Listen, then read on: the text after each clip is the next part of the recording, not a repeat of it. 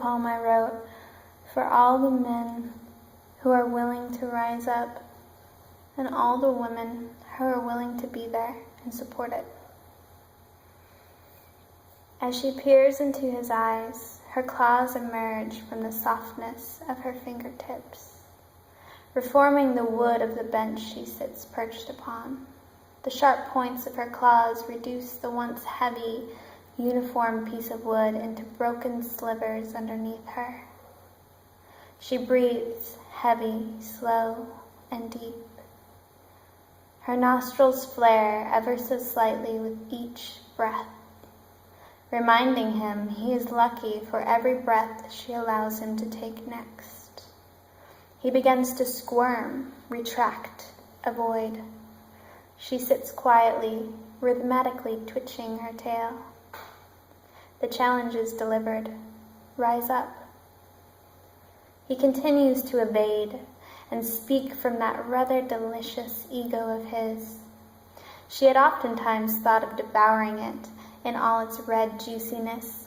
The thought of its thudding warmth crushed between her teeth made her mouth water and her soul quiver. But alas, she sits, waiting for him to rise up. He begins to move in a different way, gathering his stance. To rise or run, she doesn't know yet, so her claws stay out. He swallows hard, as if speaking from the truth of his heart may choke and kill him. She continues to peer into his eyes and his soul now, the blue of her iris reflecting in the hazel of his. Merge with me and quit your nonsense, those blue eyes offer up to him. She offers from her deep knowingness of how things could be. She offers from her soul's divinity, recognizing the divinity within him. But to him the offer is a threat, threatening the very life he has created, the very ego he has housed and coddled for so long, threatening the child who never became a man.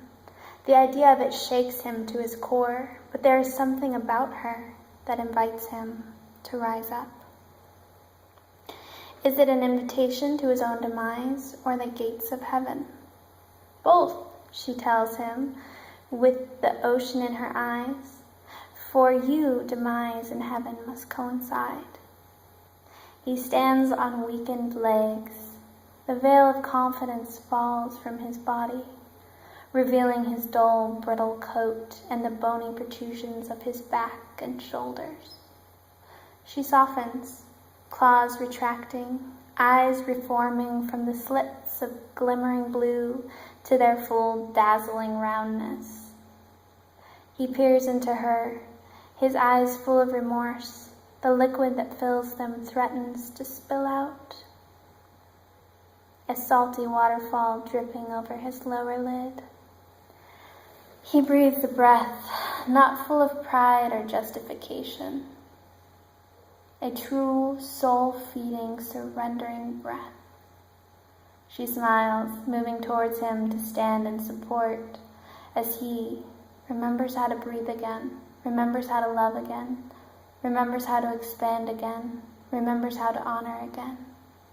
Her heart fills because she always knew he would rise up.